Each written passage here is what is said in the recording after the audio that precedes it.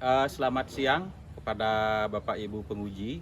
Perkenalkan, nama saya Iputu Indra Pranata. Saya mahasiswa PPG kategori 2 tahun 2022, prodi PPG Sejarah Universitas Sriwijaya.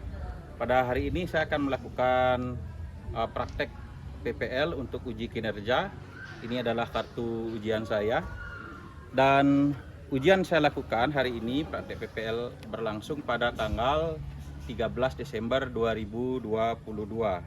Sebagai bukti saya akan tunjukkan koran online yang menunjukkan bahwa hari ini adalah tanggal 13 Desember 2022. Nah, ini koran online dari kompas.com, mungkin bisa dilihat tanggalnya, itu menunjukkan tanggal 13 Desember 2022, tanggal hari ini. Baik, Bapak Ibu Dewan Penguji, langsung saja saya akan mulai praktek mengajar untuk uji kinerja saya.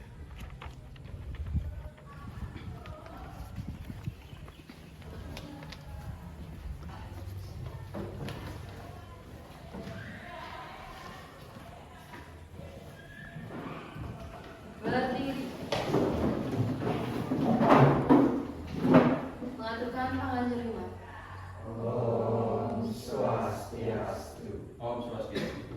Sebelum mulai pelajaran, mari kita berdoa menurut agama dan kepercayaan masing-masing. Berdoa mulai. Doa.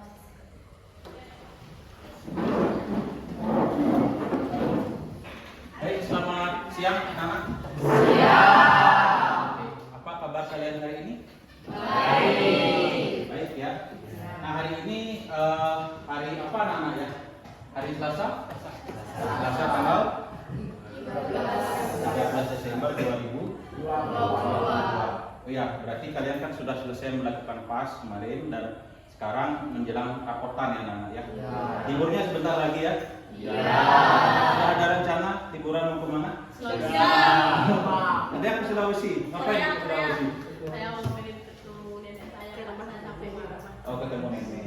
Yang lain punya rencana kemana? Korea. Ke Korea.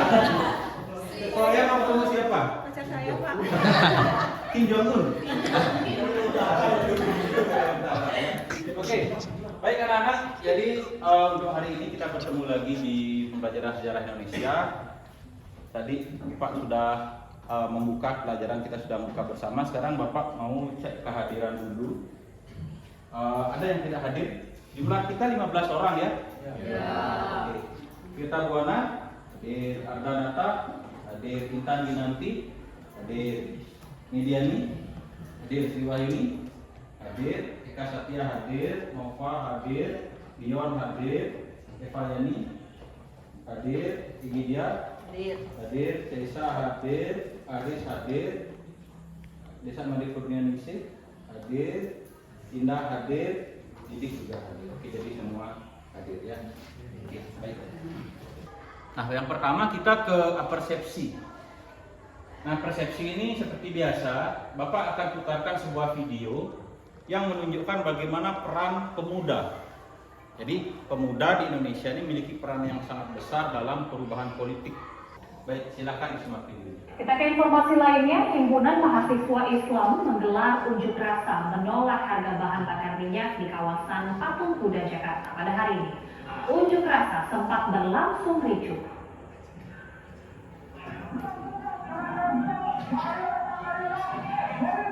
Usai pemerintah mengetuk palu kenaikan harga bahan bakar minyak pada Sabtu kemarin, sejumlah elemen masyarakat, salah satunya HMI, menggelar unjuk rasa menolak kenaikan harga bahan bakar minyak BBM di depan Istana Jakarta Pusat hari ini. Masa mulai berdatangan di kawasan Patung Kuda sekitar pukul 13.50 waktu Indonesia Barat. Kericuhan sempat mewarnai aksi unjuk rasa saat massa mencoba maju menuju ke Istana Merdeka. Adu mulut pun tak terhindarkan. Nah, setelah kalian menyimak video tadi, ada beberapa pertanyaan yang kalian mungkin bisa jawab. Yang pertama adalah, menurut kalian dari video tadi, apakah kalian setuju tentang aksi yang dilakukan oleh mahasiswa tersebut? Silakan. Angkat tangan berikan alasannya. Ada yang mau menyampaikan pendapat? Oke, Kak, silakan Kak. Kalau pendapat saya, menurut saya aksi yang mereka mahasiswa lakukan itu saya sangat setuju karena mereka menyuarakan tuntutan-tuntutan rakyat. Namun ada beberapa poin yang saya tidak setuju juga, yaitu ketika dia melakukan aksi demonstrasi itu masih diwarnai dengan aksi kericuhan. Aksi kericuhan. Oke, berikan tepuk tangan bagi yang lain. Silakan. Mungkin punya alasan berbeda? Pendapat sama boleh, sama-sama setuju boleh, tapi alasannya pasti beda kan? Ada lagi? Oke, Jessa, silakan. Saya setuju sekali dengan aksi demonstrasi tadi karena melihat kondisi perekonomian masyarakat Indonesia di masa sekarang itu kan masih terbilang belum meningkat karena terkena dampak negatif dari COVID-19-nya itu. Jadi seharusnya pemerintah juga melihat kondisi masyarakat, perekonomian masyarakat. Oke, bagus sekali. Jadi dari dua pendapat teman kalian itu, Bapak rasa kita semua satu suara ya setuju dengan demonstrasi yang dilakukan oleh mahasiswa dalam hal ini di video tadi. Bahwa mahasiswa dalam hal ini pemuda itu sangat peka terhadap bagaimana kondisi penderitaan atau kondisi yang dilakukan yang dialami oleh masyarakat, terutama dalam hal kenaikan harga BBM. Nah, kalian kan terdampak ya dengan kenaikan harga BBM. Pasti minta bekalnya lebih banyak daripada biasanya untuk beli bensin. Kemudian apalagi harga-harga barang di skincare biasanya harganya lebih murah sekarang. Nah, ini ya untuk yang cewek-cewek. Yang cowok-cowok mungkin biaya nongkrongnya lebih banyak lagi. Yang semula nongkrong ngajak pacar mungkin cukup 50.000, sekarang karena BBM-nya naik, wah nih kayak 100.000 misalkan sekali malam minggu ya. Nah, mungkin seperti ya karena Bapak juga pernah usia kalian ya sudah melalui fase-fase itu. Nah, berikutnya kita sampai ke motivasi seperti biasa. Masih ingat IL-nya ya? Masih. Oke, silakan berdiri semua. Oke. Baik, siap hitungan Bapak, kita mulai. 1, 2, 3. Selamat pagi. Selamat pagi Pak Guru. Bagaimana kabar? Sehat-sehat selalu. Mana semangatmu? Ini semangatku. Mana suaramu? Ini suaraku. Mana nyanyianmu? Ini semangat sosialmu.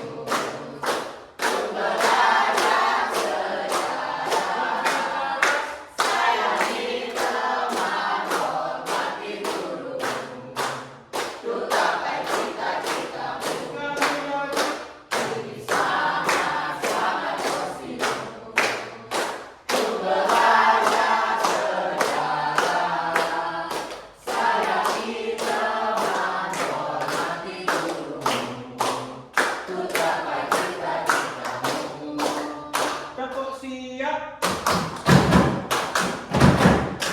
Siap. Tepuk siap. Siap. Oke.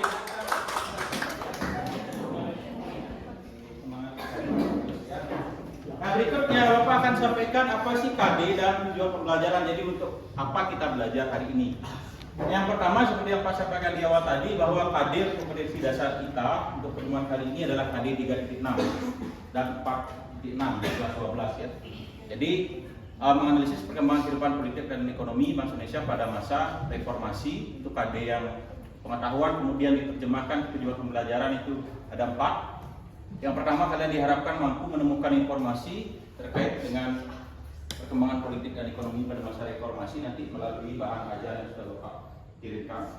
Kemudian yang kedua, mampu menganalisis penyebab munculnya gerakan reformasi. Jadi apa yang menyebabkan munculnya reformasi di Indonesia. Yang ketiga adalah apa saja isi atau tuntutan dari agenda reformasi di Indonesia. Jadi apa yang disuarakan oleh orang-orang yang menginginkan reformasi.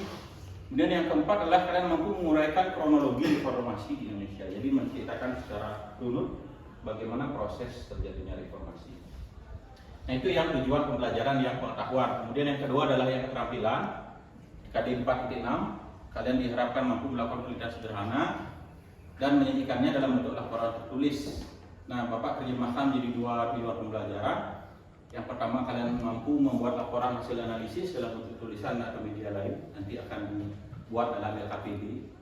Kemudian yang kedua, kalian mampu menyajikan kesimpulan hasil analisis melalui presentasi nanti di depan kelas. Nah, sehingga dari tujuan pembelajaran itu, yang akan kita lakukan hari ini adalah masih dengan model yang kita terapkan di pertemuan sebelumnya, yaitu model PBL atau Problem Based Learning, pembelajaran berbasis masalah. Dan cara pembelajaran kita adalah nanti kita akan membentuk kelompok. Jadi kalian jumlahnya 15 orang, Bapak bagi menjadi 3 kelompok, satu kelompok 5 orang. Kemudian dalam kelompok itu kalian akan mendiskusikan permasalahan yang sudah Bapak berikan, nanti didiskusikan dalam kelompok. Setelah mendiskusikan, kalian tuliskan hasilnya. Kemudian setelah itu nanti kalian presentasikan di depan, dilanjutkan dengan tanya jawab, konfirmasi. Nah, kemudian penilaiannya sesuai dengan standar penilaian K13, maka yang dinilai adalah proses dan hasil belajar. Jadi penilaiannya ada 3, penilaian sikap kalian selama mengikuti pembelajaran seperti apa, dan pengetahuan kemampuannya nanti diuji dalam post-test. Kemudian keterampilan, jadi bagaimana kalian nanti menyajikan, menuliskan hasil diskusi kalian dalam kelompok. Nah, itu penilaian kita. Nah, berikutnya Bapak sampaikan peta konsep atau mind map pembelajaran. Jadi kita harus tahu apa yang kita akan pelajari, maka kita harus punya peta konsep atau mind map agar alur pikiran kita itu tidak kemana-mana istilahnya ya. Nah, jadi materinya adalah perkembangan politik dan ekonomi Indonesia pada masa awal reformasi, dibagi 3 di awal ini, yaitu yang pertama latar belakang munculnya reformasi. Itu ada krisis multidimensional, ada 5 krisis yang terjadi, nanti akan dibahas oleh kelompok 1. Krisis ekonomi, politik, hukum, sosial, krisis kepercayaan. Kemudian tuntutan dan agenda reformasi itu ada 6. Ya. Kemudian yang ketiga adalah bagaimana kronologi atau cerita secara runut tentang reformasi. Jadi dari awal apa yang terjadi, kemudian sampai akhirnya kepada munculnya era reformasi. Ya. Nah, kemudian masalahnya apa? Nah, masalahnya apa? Kemudian kita akan lihat di video ini. Dari video ini kita akan menemukan permasalahan yang akan kita bahas. Silakan disimak. 19 Mei 1998 menjadi hari penuh sejarah untuk Indonesia. Pada hari ini 23 tahun yang lalu, puluhan ribu mahasiswa menduduki gedung DPR MPR. Para mahasiswa memenuhi halaman hingga kubah gedung DPR. Aksi ini menjadi demonstrasi terbesar yang pernah dilakukan mahasiswa selama 30 tahun terakhir di gedung DPR MPR.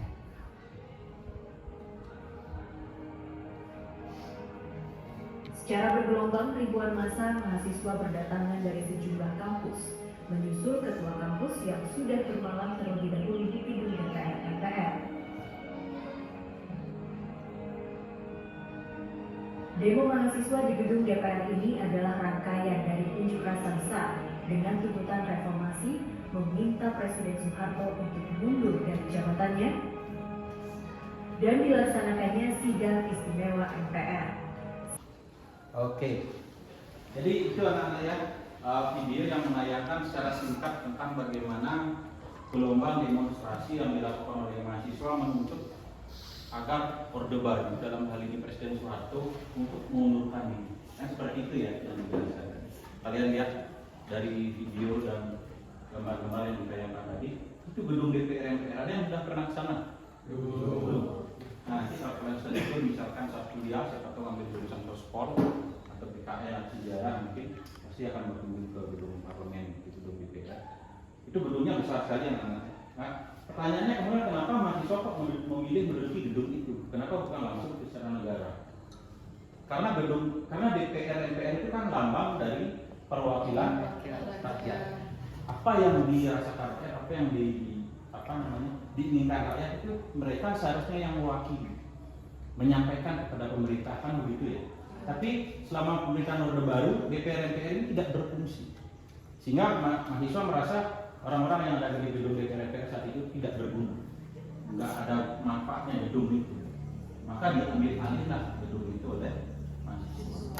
bahwa orang-orang yang duduk di sini, yang berkantor di sini tidak ada guna, tidak berperan, hanya menghabiskan uang negara. Nah, masalahnya apa kemudian yang muncul dari video tadi? Nah, di sini Bapak sudah kelompokkan dan identifikasi menjadi 3 permasalahan. Yang pertama adalah apa sih yang menyebabkan munculnya reformasi di Indonesia? Yang kedua adalah apa isi atau analisis tentang tuntutan atau agenda reformasi. Jadi apa saja yang diisi oleh para demonstran. Yang ketiga adalah bagaimana kronologi munculnya reformasi di Indonesia. Nah, oleh sebab itu, untuk membahas permasalahan tersebut, Bapak sudah siapkan 3 LKPD yang nanti kalian gunakan untuk memecahkan masalah. Nah, silakan sekarang kalian membagi diri menjadi 3 kelompok. Kelompok pertama adalah Tirta Buana, Kadanata, Undang Menanti, Minteri, dan Sribahi. Kelompok 2 adalah Eka Satya, Amparyanti, Firmani, Rayani, India. Kelompok 3 adalah Cesa, Haris, Desa Balik Mesir, Indah, dan Iqbal. Silakan berkomunikasi.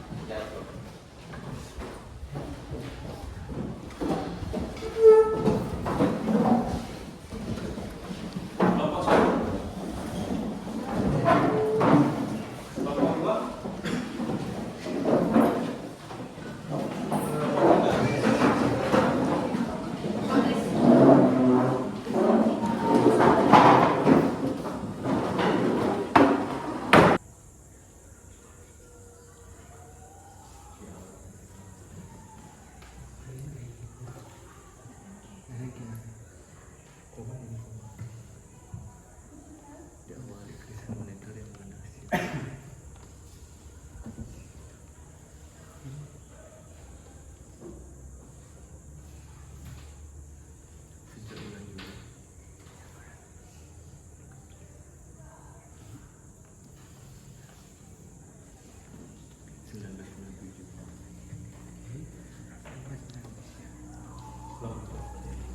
Tiga ya, sudah ketemu?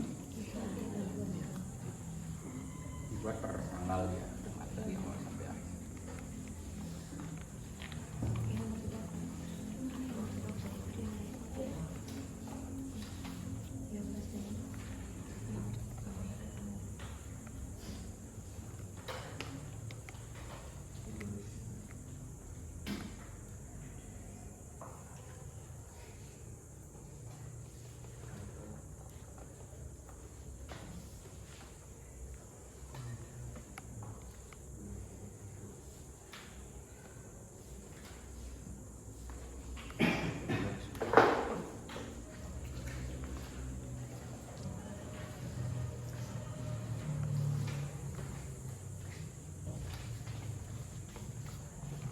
Dua ya, sudah ketemu? Sudah.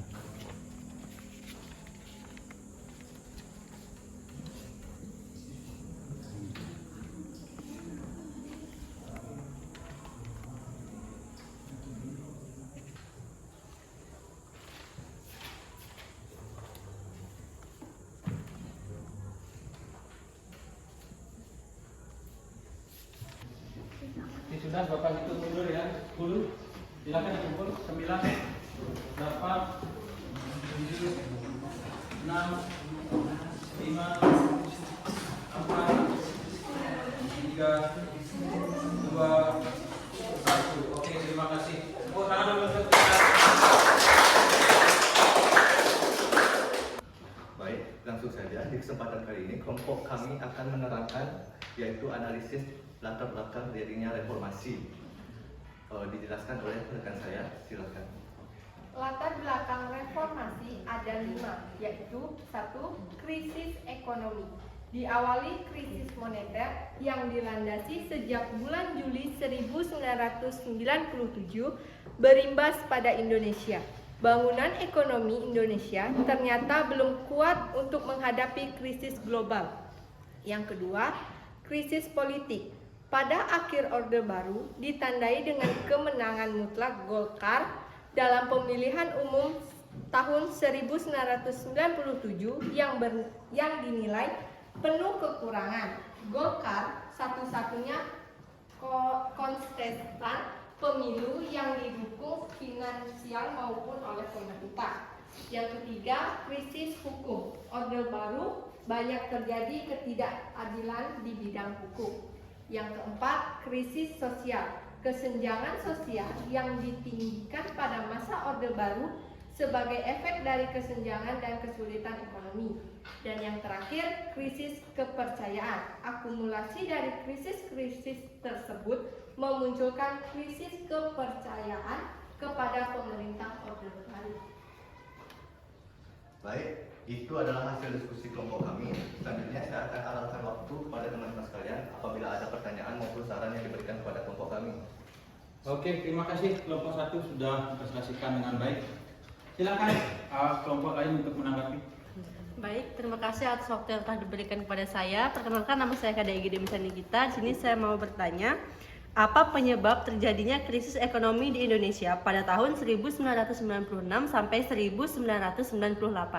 Baik, terima kasih atas pertanyaan yang tadi dari Egi. Pertanyaan yang cukup menarik adalah bagaimana Apa penyebab penyebab krisis ekonomi pada awal reformasi. Nah, jawaban dari pertanyaan Egi akan dijelaskan oleh rekan saya yaitu Ardenata. Silakan. Baiklah, terima kasih atas waktunya kita Buana. Krisis ini diawali yaitu dimulainya krisis moneter yang melanda Asia Tenggara sejak bulan Juli 1997 yang berimbas pada Indonesia. Bangunan ekonomi Indonesia ternyata belum kuat untuk menghadapi krisis global tersebut. Krisis ditandai dengan melemahnya nilai tukar rupiah Indonesia terhadap nilai dolar Amerika Serikat. Baik, kami akan langsung memulai presentasi.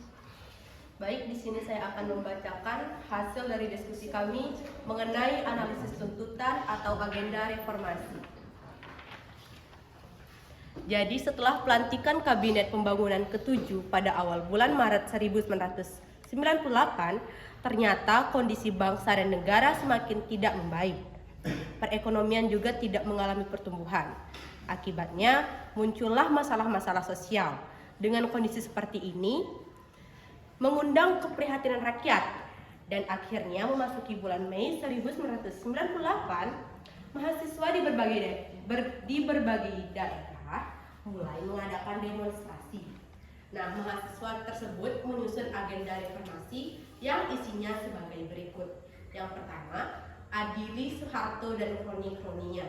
Yang kedua, amandemen UUD 1945, penghapusan dui fungsi ABRI, otonomi daerah seluas-luasnya, supremasi hukum, dan pemerintahan yang bersih dari KKN, korupsi, kolusi, dan nepotisme. Baiklah, itulah tadi presentasi dari kami. Waktu dan kesempatan kami serahkan kepada teman-teman sekalian. Mengapa sampai sekarang dalang dari tragedi Trisakti masih belum bisa terungkap? Oke, terima kasih. Jadi tragedi Trisakti itulah tragedi saat ada demonstrasi mahasiswa. Jadi dalam hal ini aparat keamanan dicurigai atau disinyalir melakukan penembakan pada demonstran yang menewaskan 4 orang mahasiswa Trisakti. Nah, sampai sekarang pelakunya itu masih belum tahuan, belum jelas siapa yang melakukan. Oke, silakan dikonfirmasi. Baik, di sini saya akan menjawab pertanyaan dari Aris Kencana. Karena adanya kepentingan dari orang-orang yang terlibat yang sampai sekarang masih memiliki pengaruh kuat di pemerintahan, tidak ingin kasus tersebut terungkap. Selain itu, kondisi politik yang rumit pada saat itu membuat sulitnya mencari fakta dalam usaha pengungkapan peristiwa tersebut. Baik, akan langsung dijelaskan oleh rekan saya. Baik, di sini kami akan menjelaskan mengenai kronologi munculnya reformasi di Indonesia. Nah, awal munculnya reformasi di Indonesia yaitu dimulai pada bulan Mei tahun 1998, di mana ribuan mahasiswa berdemonstrasi menuntut mundurnya Soekarno.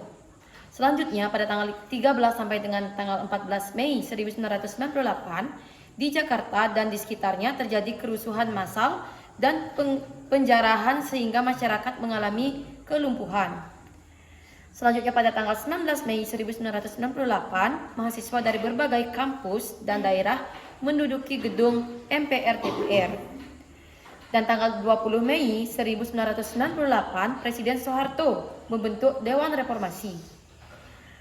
Dan tanggal 21 Mei 1998, Presiden Soeharto mundur dari jabatan Presiden RI di hadapan Ketua Mahkamah Agung.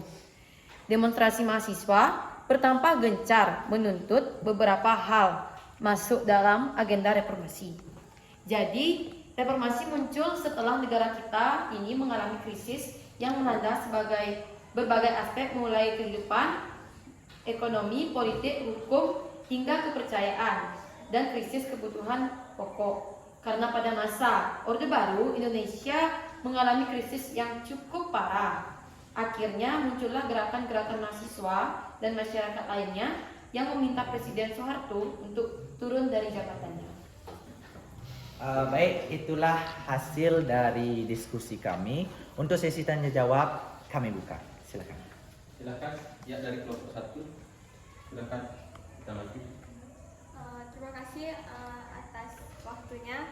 Di sini saya mau bertanya. Apa arti penting mundurnya Soeharto bagi kehidupan politik bangsa Indonesia? Oke, apa arti penting dari mundurnya Presiden Soeharto bagi politik bangsa Indonesia? Silakan dikonfirmasi.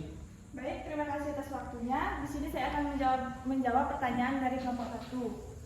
Mundurnya Soeharto di tanggal 21 Mei 1998 sebagai tonggak berakhirnya rezim Orde Baru yang sudah berkuasa selama 32 tahun dan sebagai penanda dimulainya era reformasi.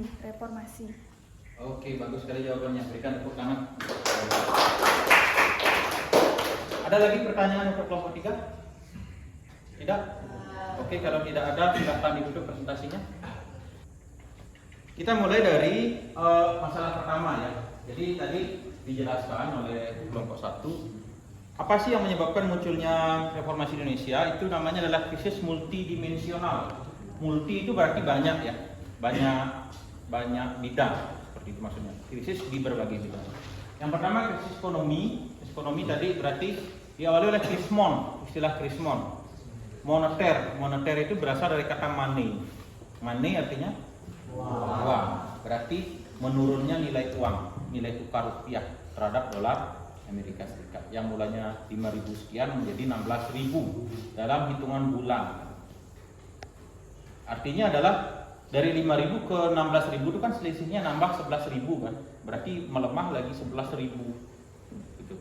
Itulah berarti harga barang itu akan mengikuti melemahnya nilai tukar rupiah. Makin lemah nilai tukar rupiah, harga barang makin naik.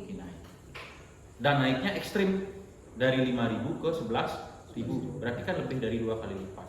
Nah, itu yang menyebabkan harga barang naik, sedangkan dunia usaha kemudian menjadi lumpuh. Jadinya masyarakat itu yang mulanya biasa beli beras dengan harga 500 rupiah misalkan, tiba-tiba harus membeli beras dengan harga 2.000 rupiah. Itu kan jomplang sekali ya kenaikan. Itu krisis ekonomi. Kemudian yang kedua krisis politik. Krisis politik ini adalah Golkar itu selalu mendominasi pemerintahan selama 32 tahun. Bayangkan Soeharto jadi presiden 32 tahun. Memang ada pemilu pada masa Orba, tapi yang menang selalu Soeharto dan Golkar. Jadi Soeharto itu menjadi presiden 5 kali. Sudah terpilih yang ke-6, 6 kali, sudah terpilih yang ke-7, keburu reformasi. Makanya secara hitung-hitungan dia memerintah selama 32 tahun. Dari tahun 1966 sampai 1998 dengan presiden yang sama. Nah, itu dianggap tidak mencerminkan negara demokrasi. Ya. Nah, akumulasi dari krisis itu keempat itu kemudian melahirkan kepercayaan. Jadi pemerintah tidak percaya lagi kepada rakyat tidak percaya lagi kepada pemerintah, bahwa pemerintah harus turun. Nah, kemudian yang kedua tentang tuntutan pra reformasi. Tadi sudah disampaikan oleh kelompok 2, jadi krisis multidimensional itu melahirkan demonstrasi yang isinya ada 6 tuntutan atau agenda reformasi. Di awalnya yang terpenuhi cuma 1, kemudian di era pemerintahan Presiden Habibie itu adalah dilaksanakan yang nomor 2. Kemudian di era-era selanjutnya baru dilakukan 3, 4, 5 dan yang keenam sampai sekarang masih belum terlaksana. Pemerintahan yang bersih dari KKN. Kalau kita melihat sudah terpenuhi nggak yang poin 6 itu? Belum ya, masih banyak ada pemerintah yang tertangkap korupsi gitu. Nah, berikutnya adalah kronologi reformasi oleh kelompok 3. Nanti sudah dijelaskan, Bapak sudah gambarkan dari slide. Itu berlangsung dari bulan Mei, awal Mei sampai tanggal 21 Mei. Termasuk di dalamnya ada peristiwa atau tragedi Trisakti yang tadi ditanyakan mengapa sampai sekarang itu belum tahu atau belum terungkap, belum dihukum siapa pelakunya. Nah, itu konfirmasi yang bisa Bapak sampaikan. Ada pertanyaan kira-kira? Tidak? Nah, simpulan yang bisa kita peroleh dari pembelajaran hari ini adalah bagaimana peran pemuda ya kalian itu sangat menentukan bagi bangsa Indonesia, karena ke depan bangsa ini ada dipegang oleh kalian sebagai generasi penerus. Tahun 2045 Indonesia emas, 100 tahun kita merdeka, kalian yang akan menjadi para leader atau pemimpin bangsa. Bangsa ini mau dibawa kemana? Itu adalah generasi kalian yang punya. Sehingga kewajiban kalian sekarang adalah mengisi diri sebaik-baiknya menuju Indonesia emas 2045 agar kita menjadi bangsa yang maju. Nah, berikutnya the best team. Oke, dan dari tadi Bapak perhatikan dan Bapak sudah nilai termasuk presentasi dan juga keaktifan kelompoknya, maka the best team untuk hari ini jatuh kepada kelompok 3.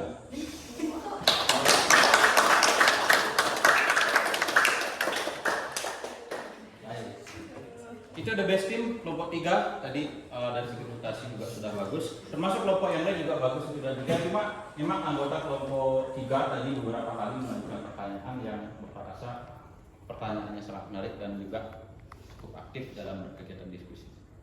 Baik, itu dia the best team. Jadi selamat bagi kelompok 3. Kemudian refleksi pembelajaran. Nah, sekarang Bapak minta dari kalian untuk memberikan kritik dan saran bagi Bapak untuk pembelajaran hari ini, perbaikan ke depan.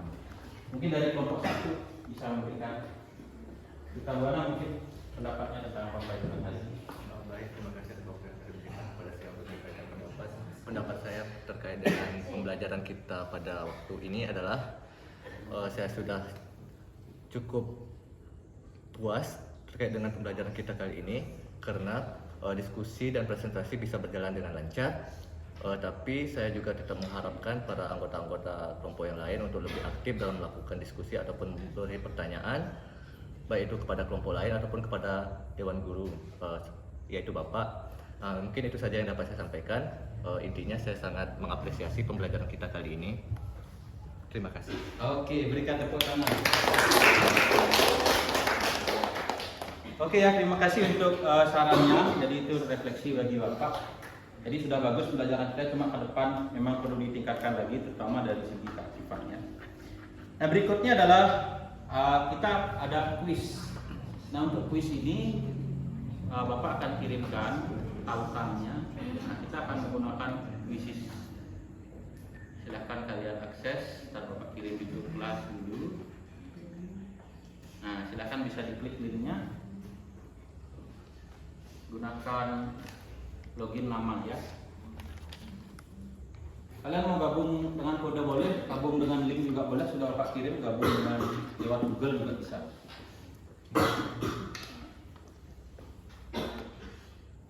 Ada 5 soal di sana, silakan digabung dulu, gabungin. Dan semua ya? Sudah? Oke, kalau sudah kita mulai ya, silakan dijawab. Kita mulai.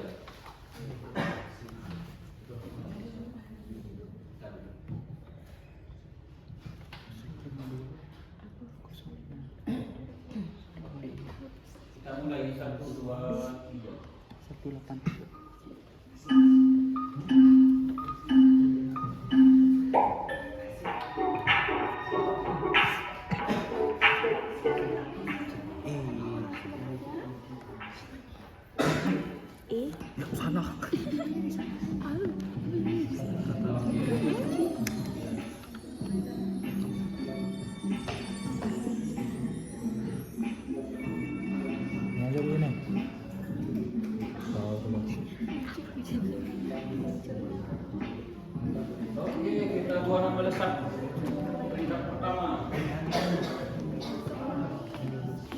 demonstran yang lebih besar.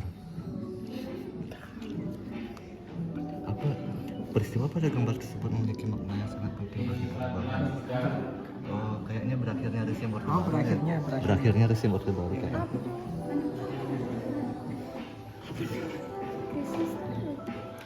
Oke, cerita Buana betul semua ya.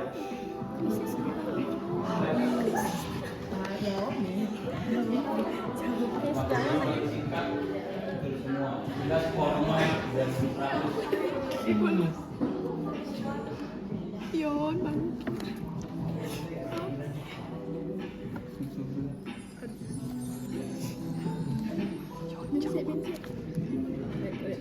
Mediani dan Intan juga betul semua. Nilainya sama tapi ada di bawah Tirta karena lebih lama. Eka diberikan 4 salah satu.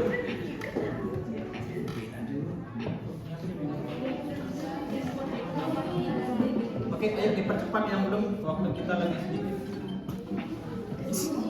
Jadi biar tidak habisan waktu. Seorang sekumpulan. Soal beda. Salah satu peristiwa. Capcip. Pencet deh. Aduh.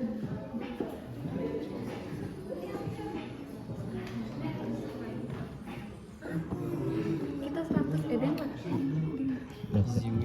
Krisis moneter dari Oke, kita. waktunya habis. Bapak akhiri.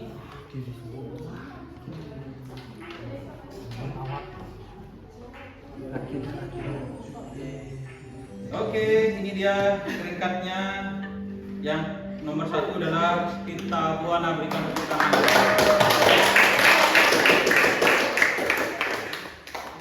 Terima kasih ya.